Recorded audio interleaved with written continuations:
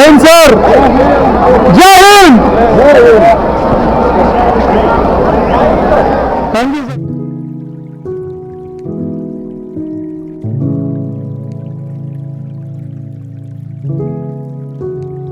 অমৃতসরের এই শেষ পর্বে এসে মন যেন ভারাক্রান্ত। পৌঁছালাম জালিয়ানওয়ালাবাগের এই স্মৃতিসৌধের সামনে দাঁড়িয়ে এবং প্রাঙ্গণে প্রবেশ করা মাত্রই শরীরে যেন এক শীতল রক্তের স্রোত বয়ে গেল। মনের গভীরে এই ভাবনাই প্রথম উকি দিল একজন মানুষ অপর মানুষের প্রতি কতটা নৃশংস হতে পারে তারই নিদর্শন হয়ে দাঁড়িয়ে আছে এই স্মৃতিসৌধটি।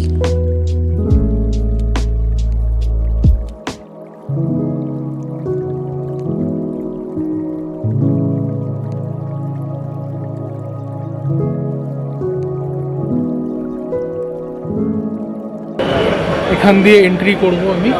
এখানে সর্দার উধম সিং এর একটা স্ট্যাচু বানানো আছে। সামনে যা सकते हैं না, একটু সামনে গিয়ে দেখাই আপনাদের। সর্দার উধম সিং কে ছিলেন জানেন তো? একটা স্ট্যাচু বানানো আছে। আর কি বলবো, এখানে সম্বন্ধে কিছু বলার নেই। আমার যতদূর খেয়াল পড়ছে 1919 সালের 13ই এপ্রিল বোধহয় দুপুরের পরে এই ঘটনাটা হয়েছিল। একটা সভা চলছিল, তার উপরে এরকমভাবে নৃশংসভাবে গুলি চালানো হয়েছিল। এটা সম্বন্ধে আর কিছু বলার নেই। স্যালুট ওনাকে একদম। আর জেনারেল ডায়ারের জন্য কি বলবো, ঘৃণা ছাড়া আর কিছু আসছে না মনে। ব্রিটিশ শাসন আর ঘৃণা ছাড়া ওনাদের জন্য আর কিচ্ছু নেই। চলুন ভিতরে ঢুকি, তারপর দেখুন। 1899 সালের 26শে ডিসেম্বর পাঞ্জাবের সংগ্রু জেলার সুনাম গ্রামে এক কম্বোজ শিখ পরিবারে জন্ম হয় সর্দার উধম সিংয়ের। বাবা তেহার সিং ও মা হরমন কৌরকে খুব ছোটবেলায় হারান উধম সিং। অমৃতসরের সেন্ট্রাল খালসা অনাথ আশ্রমে বেড়ে ওঠেন উধম এবং 1918 সালে ম্যাট্রিকুলেশন পরীক্ষায় পাশ করেন। এরপর প্রথম বিশ্বযুদ্ধের সময় ব্রিটিশ ইন্ডিয়ান আর্মিতে শ্রমিক হিসাবে যোগদান করলেও কিছুদিন পরই সেই সেনাবাহিনী ত্যাগ করেন। এরপর সক্রিয়ভাবে জড়িয়ে পড়েন স্বাধীনতা আন্দোলনে। ইতিমধ্যে 1919 সালে ব্রিটিশদের দ্বারা রাওলট অ্যাক্ট জারি করা হয়। এই আইনে নির্বিচারে সাধারণ মানুষসহ বিপ্লবীদের বিনা অভিযোগে গ্রেপ্তার করা হতে থাকে। তার প্রতিবাদে 13ই এপ্রিল 1919 সালে একটি শান্তিপূর্ণ মিছিল বেরোয় অমৃতসরে, যাতে প্রায় 20,000 নিরস্ত্র মানুষ অংশগ্রহণ করেছিলেন এবং মিছিলটি জালিয়ানওয়ালাবাগে গিয়ে মিলিত হয়। এই সমাবেশে পানীয় জল বিতরণের দায়িত্বে ছিলেন উধম সিং। সেই জমায়েতের উপর তৎকালীন ব্রিটিশ পুলিশের আধিকারিক মাইকেল ও ডায়ারের নির্দেশে ব্রিটিশ পুলিশ নির্মমভাবে গুলি চালায়, যার ফলে 379 জন শিশু, মহিলা, বৃদ্ধ সহ মারা যান এবং সহস্রাধিক আহত হন। এই ঘটনাতে বেঁচে যান উধম সিং, কিন্তু তার মনে এই ঘটনার এক গভীর ক্ষতের সৃষ্টি করে। তবে এই নারকীয় ঘটনার প্রতিশোধ নিতে 21 বছর পর ইংল্যান্ডে গিয়ে 13ই মার্চ 1940 সালে এক সভায় 2টি গুলি করে মাইকেল ও ডায়ারকে হত্যা করেন উধম সিং। 1940 সালের 31শে জুলাই পেন্টন ভিলা জেলে তার ফাঁসি হয়। এইভাবেই অমর হয়ে থেকে যান ইতিহাসের পাতায় সর্দার উধম সিং।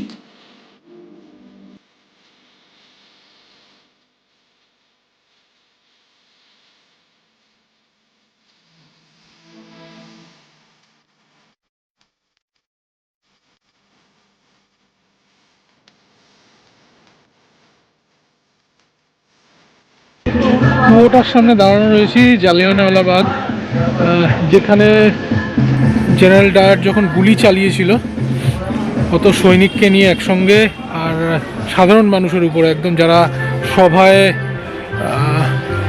যোগদান করেছিল সেই সভাটার মধ্যে, তারা পালানোর তো চারিদিক দিয়ে তো বন্ধ করে দিয়েছিল, ওয়াল আটকে, দরজা আটকে দিয়েছিল এবং সবাই পালানোর জন্যই। এটা কুয়ো আছে একটা, এটা দেখতে পাবেন না, কুয়োটা এখান থেকে দেখা যায় না ওরমভাবে ঠিক মতন, মানে দেখা মুশকিল এই কুয়োটা। বিশাল বড় একটা কুয়ো আছে, আমি দেখতে পাচ্ছি, ক্যামেরায় কতটা আসছে জানি না। এই কুয়োটা ঝাঁপ দিয়েছিল সব বাঁচার জন্য, ঝাঁপ দিয়েও কেউ বাঁচেনি, সব মরে গেছিল। যাই হোক, এগোই।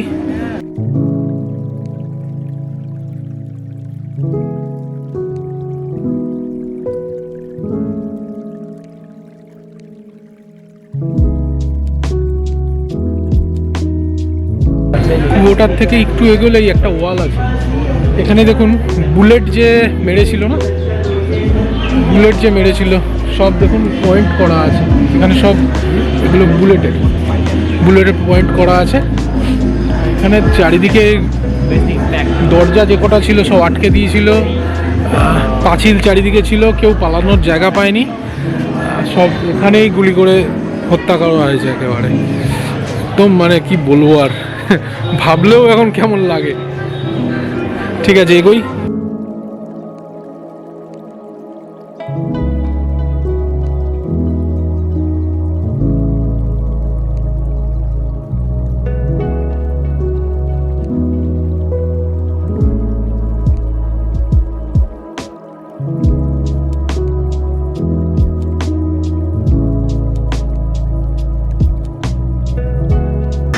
দেখুন এখানে একটা মিউজিয়ামের মতন আছে ছোট, এখানে এই যে সর্দার উধম সিং এর একটা ছবি দেওয়া আছে, এখানে ছবি দেওয়া আছে। আর এখানে দেখুন সর্দার উধম সিং এর যে ইংল্যান্ডে ফাঁসি হয়েছিল আর কি, সেখানে চিতাভস্য ওখান থেকে এনে এখানে রাখা হয়েছে, এটা অরিজিনাল, এটা রাখা রয়েছে এখানে।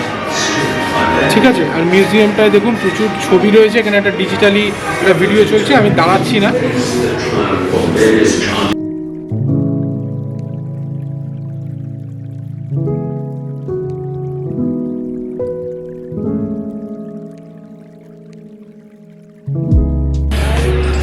তবে চলতে চলতে একটা ইনফরমেশান দিয়ে দিই, বিট্টুজি আসেনি, কেননা বসে রয়েছে, ওর পায়ে ব্যথা করছে ঠান্ডায়, একটু ভারী ভারকাম লোক ভাই। ঠিক আছে, যা একটু মজা করছি। ঠিক আছে, একটা ইনফরমেশান দিই, এখানে তো সকালে এরকম দেখছেন, এখানে একটা না রাত্রিবেলা মানে সন্ধ্যের পর থেকে একটা লাইট অ্যান্ড সাউন্ডের ভালো শো হয়। আমি জানি না আজকে আমার টাইম হবে কি না, কেননা আমার রাত্রিবেলা আজকে 8টার সময় ট্রেন আছে।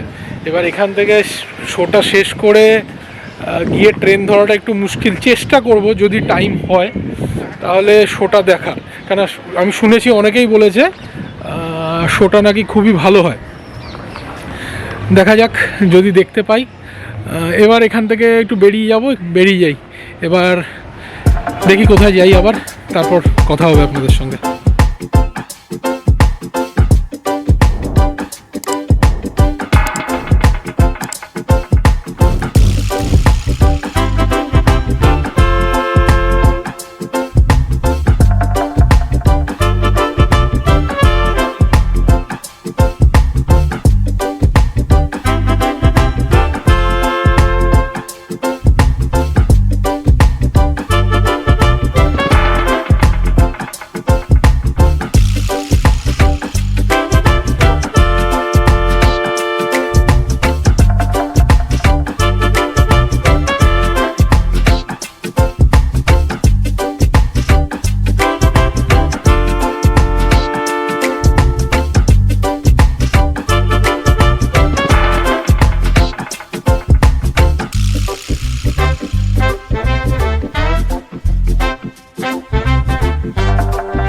ভিড়টা দেখলে বুঝতেই পারবেন না যে কতটা ফেমাস, দোকানটা ভালো নাম আছে। সব টেবিল দেখুন,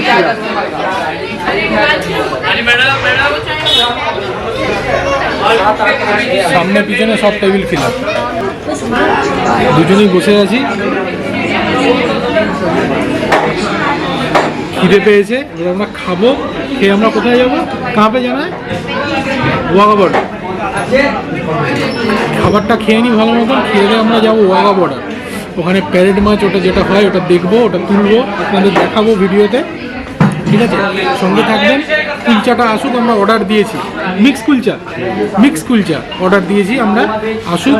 লস্যি বলা, কুলচা চলে, লস্যি বলা, আর কুলচা খাবো, আসুক তারপর দেখাচ্ছি আপনার। মিক্স কুলচা চলে এসছে আমার, সঙ্গে ছোলা আর একটা স্যালাড চাটনির মতন আছে, দেখাচ্ছি। টেক্সচারটা দেখুন, বাটার দেখুন, বাটার, এই বাটারটা দেখুন, দেখে যান। আর এটা ছোলা, আর এটা স্যালাড, চাটনি স্যালাডের মতন একটা দিয়েছে।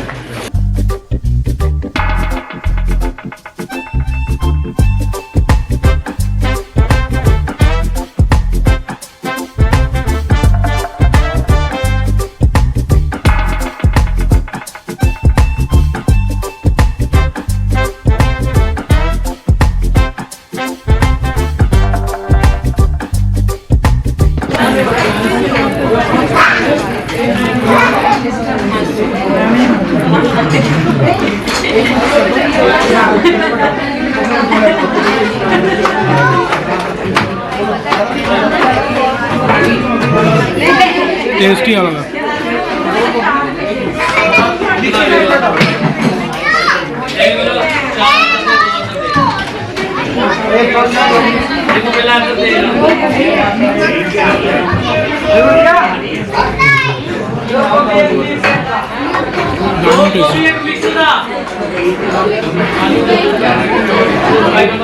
কুলচাটা মিক্স নিয়েছি আমরা, আলু, কপি, গাল যা যা ভরে দিয়েছে, দারুণ টেস্ট। ছোলাটারও দারুণ টেস্ট।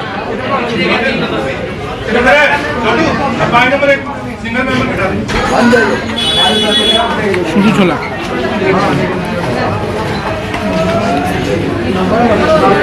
চাটনিটা দেখি একবার।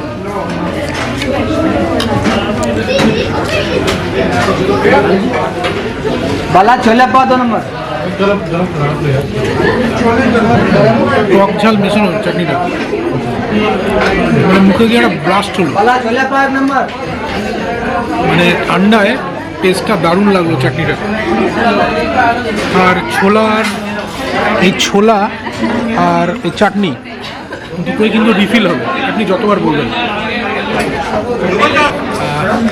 এই দেখুন, আবার ফিল করবে।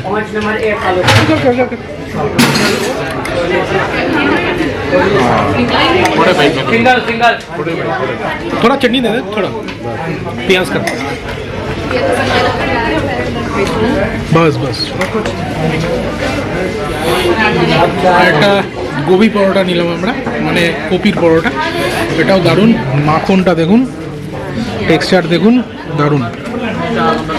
আর খেতে গিয়ে আমি এটা বুঝতে পারছি, ধনে কিংবা আরও মশলা, জিরে, এগুলো না গোটা দেওয়া আছে, কোনো ডাস্ট কিংবা পেশাই কোনো মশলা নেই, পুরো গোটা দেওয়া আছে। ইনগ্রিডিয়েন্টসটার ফ্লেভারটা দারুণ আছে। খাওয়াটা শেষ করি, খাওয়া কমপ্লিট। এই যে চা খাচ্ছে এখন বিট্টুজি, আমাকে বলছিল চা খেয়ে নাও, আমার চা খাওয়ার ইচ্ছে নেই। এই খাবার খেয়ে আবার চা কীভাবে খাচ্ছে লোকটাই জানে, আমি জানি না। বলছে নাকি এটা নাকি ভালো ডাইজেশন হবে, চা খেয়ে কীভাবে ডাইজেশন হবে আমি জানি না। আপনারা জানলে আমাকে একটু কমেন্ট বক্সে বলে দেবেন, আমি পরের বার ট্রাই করবো। যাই হোক, জোকসে পার্ট, দুজনে আমি দুটো কুলচা খেলাম, একটা গোবি একটা মিক্স, বিট্টুজি খেলো একটা গোবি একটা মিক্স, আর একটা চা বিট্টুজি। টোটাল আমাদের বিল হলো 340 টাকা। মানে কুলচা যেটাই নিন না কেন ওই 80 টাকা করে পড়ে হিসাব মতো, আর 20 টাকার চা। ঠিক আছে, খাওয়া হয়ে গেছে, বিল মিটিয়ে দিয়েছি। ঠিক আছে, এগোই আমরা। এগোই এবার আমরা, খাওয়া হয়ে গেল ভালো মতন। এই যে দুজনে এগোচ্ছি, এবার এগিয়ে যাচ্ছি কোথায়? ওয়াঘা বর্ডার। ওখানের যে প্যারেড হয় ওটা দেখব, বর্ডারের মজা নেব। গুরুদুয়ারার এখান থেকে, মানে গোল্ডেন টেম্পলের এখান থেকে ওয়াঘা বর্ডারের জন্য আপনি গাড়ি পেয়ে যাবেন, অটো কিংবা প্রাইভেট গাড়ি পেয়ে যাবেন, তবে একটু বার্গেনিং করতে হবে। মানে বার্গেনিং, প্রচুর বার্গেনিং করতে হবে। প্রথমে চাইবে 1000 টাকা, তারপরে ওটা বার্গেনিং করে করে পার হেড 200 টাকায় আমরা পটিয়েছি। 200, 400 টাকা যাওয়া আসা মিলিয়ে। ঠিক আছে, গাড়ি ঠিক হলো যেটা, সেটা হচ্ছে এই গাড়িটা। এই এরকম গাড়ি ওই টেকারের মতন কিংবা অটোর একটু বড়, এই যে এরকম রাখা রয়েছে, অটোর একটু বড় এগুলো। এই হচ্ছে গাড়ি, এই গাড়িতে নিয়ে যাবে। এই যাচ্ছি সব আমি আর বিট্টু ভাই, এই যে আরও জোগাড় করে নিয়েছে, এই ছাড়বে এক্ষুনি। তবে একটা জিনিস বলি, মোটামুটি যাওয়া আসা মিলিয়ে প্রায় কিন্তু 70 কিলোমিটার, 35 কিলোমিটার মতন যাওয়া আসা। ঠান্ডা লাগছে, সাইডে বসবো, ঠিক আছে, দেখা যাক, হয়ে যাবে। তবে রাস্তায় যেতে যেতে দেখাচ্ছি কীরকম রাস্তার ভিউটা কেমন হয় যেতে যেতে, দেখি। ঠিক আছে, উঠি আগে গাড়িতে।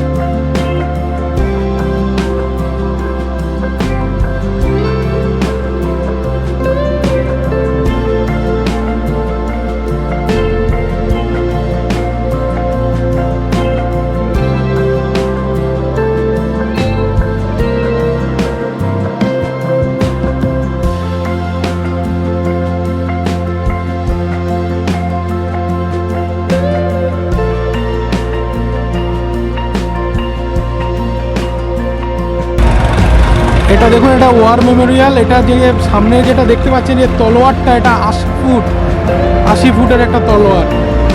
এখানে একটা প্লেন রাখা রয়েছে সামনে, এটা পুরো এরিয়া।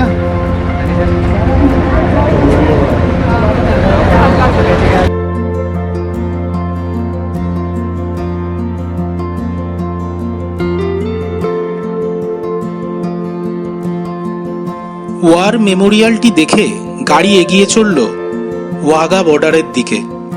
যে রাস্তাটি ধরে আমাদের গাড়ি এগোলো সেটি হচ্ছে ন্যাশনাল হাইওয়ে 1 বা জিটি রোড। এই রাস্তাটি দিল্লি থেকে সোজা লাহোর পর্যন্ত পাকিস্তান এবং ভারতবর্ষকে এক করেছে।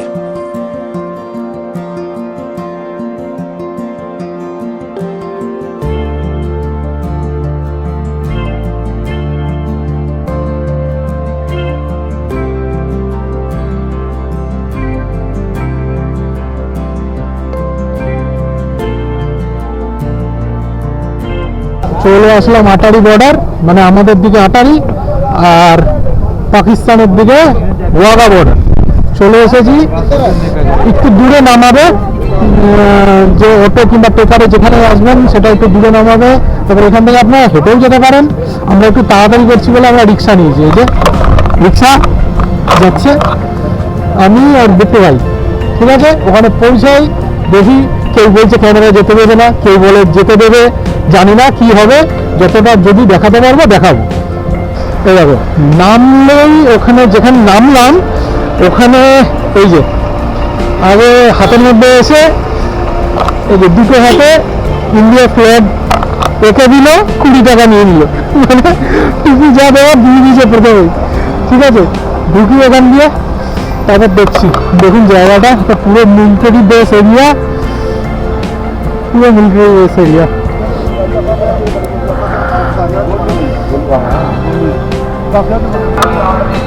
একটা আলাদা ফিলিংস আসছে, তবে এটুকু বলতে পারি, ফিলিংসটা আলাদা। ইন্ডিয়ান এই হিসাবে ফিলিংস একটা আলাদাই আছে।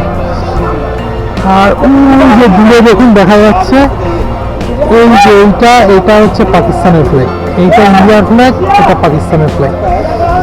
ভিতরে দেখলাম একটা রেস্টুরেন্টের মতন আছে, এটা পুরো রেস্টুরেন্টের মতন আছে। জায়গাটা দেখুন বেশ সুন্দর, এটা পুরোটাই রেস্টুরেন্ট কিন্তু একটা সুন্দর জায়গা।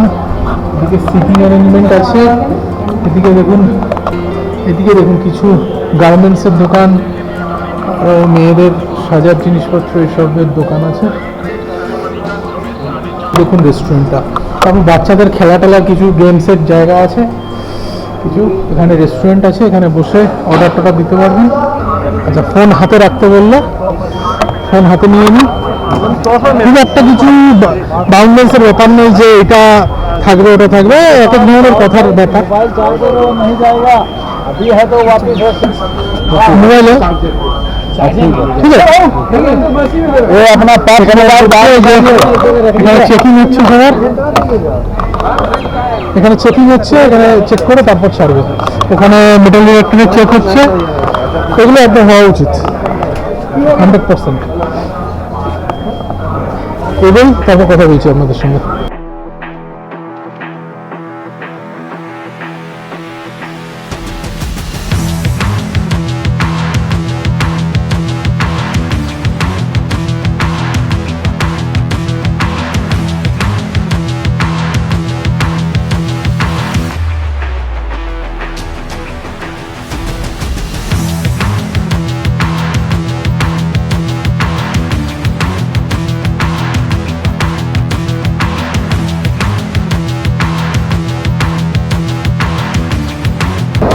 जय हिंद सर, जय हिंद।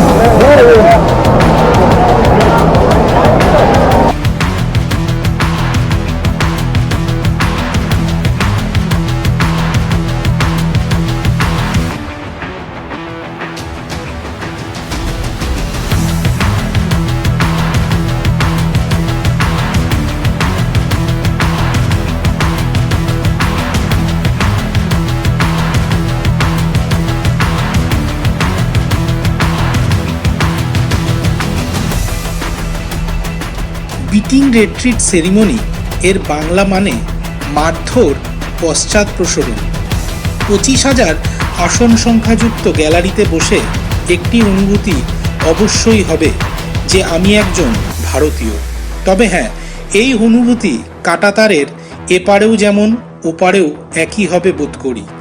জাতি ধর্ম বর্ণ থেকে অনেক উপরে যে দেশ বা দেশাত্মবোধ তা চাক্ষুষ করলাম ও একই সঙ্গে গলাও মেলালাম বীর জওয়ানদের সঙ্গে।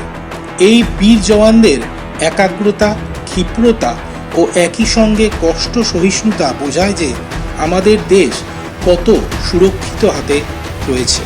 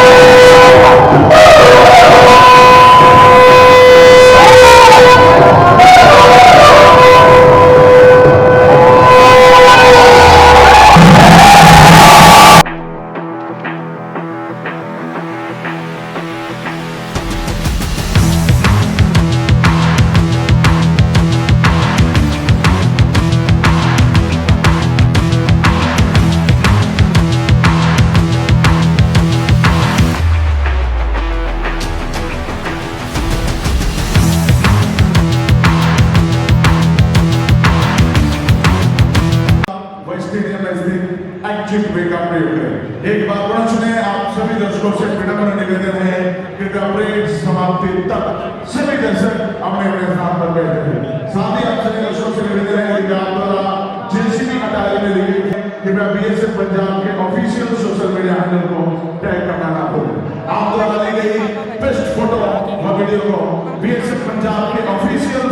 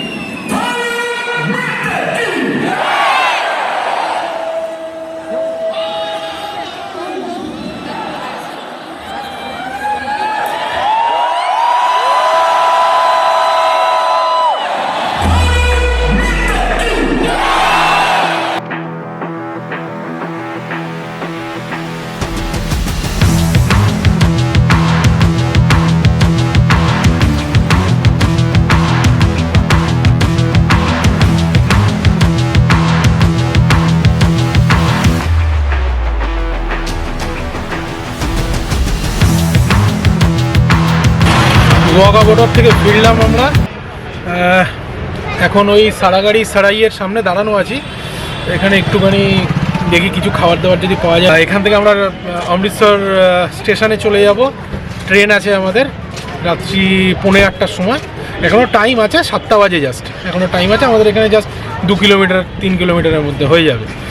স্টেশনে যাই, গিয়ে পৌঁছে তারপর কথা বলবো আপনাদের সঙ্গে। সঙ্গে থাকুন, স্টে টিউন। অমৃতসর স্টেশনে চলে এসেছি। এখন বাজে এই 8:45, আর 5 মিনিট বাকি আছে ট্রেনটা ছাড়তে। এই ট্রেনটাতেই যাব, 18310 জম্মু তাওয়াই সম্বলপুর এক্সপ্রেস। আর এরপরে কোনো ভিডিও করব না। আমরা স্লিপারে আছি, S2 কোচ। আপনার সিট নাম্বার হচ্ছে 34 আর 37, দুজনের মিডিল বার্থই পড়েছে। রাত্রিবেলা যা একটু টুকটাক খাওয়া দাওয়া আছে আমাদের কাছে কিছু, সেই খেয়ে নেবো, তাতেই হয়ে যাবে। বিস্কুট কিছু ওই টাইপের আছে, ড্রাই ফ্রুট টাইপের কিছু আছে, ওইসব দিয়ে খেয়ে নেবো আজকে। রাত্রিবেলা হয়ে যাবে, কেননা দুপুর পর্যন্ত আমরা ভালোই খেয়েছি, খুব একটা খিদে পাইনি এখন। কালকে সকালে ভোরবেলা 6:30 7টার মধ্যে আমরা পৌঁছে যাব দিল্লি স্টেশনে, নিউ দিল্লি স্টেশনে। তারপর ওখান থেকে আবার ফেরার ট্রেন ধরতে হবে আমাকে। 12:30টার সময় ট্রেন আছে আমার বাড়ি ফেরা। তাহলে এখানেই শেষ করছি। ভিডিও ভালো থাকলে সাবস্ক্রাইব করুন, লাইক করুন, শেয়ার করুন, আর কমেন্ট করে জানান আরও কী ধরনের জায়গা কিংবা কী ধরনের ভিডিও আপনারা দেখতে চাইছেন, অবশ্যই বলবেন। সঙ্গে থাকুন, নোটিফিকেশনের জন্য বেল আইকনটা প্রেস করুন, সাবস্ক্রাইব করুন। স্টে টিউন, সুস্থ থাকুন, ভালো থাকুন। কালকে যেটা বললাম রাত্রিবেলা, আজকে আমি এই 12:30টা সময় ট্রেন দুরন্তর ছাড়লো, একটু 20-25 মিনিট লেটে ছেড়েছে। একটা সময় ছাড়লো, দাঁড়াতে দাঁড়াতে আসছে। এই ফার্স্ট স্টপেজটা দিল, এটা তিলক ব্রিজ এখানে জাস্ট দাঁড়িয়েছে, স্টপেজ দিয়েছে, জাস্ট কোনো স্টেশন নেই অ্যাকচুয়ালি।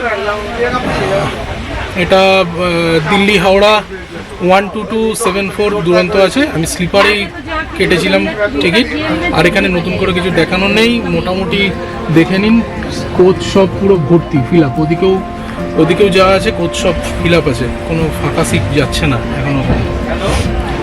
তা ভিডিওটা আজকে এখানেই শেষ হবে।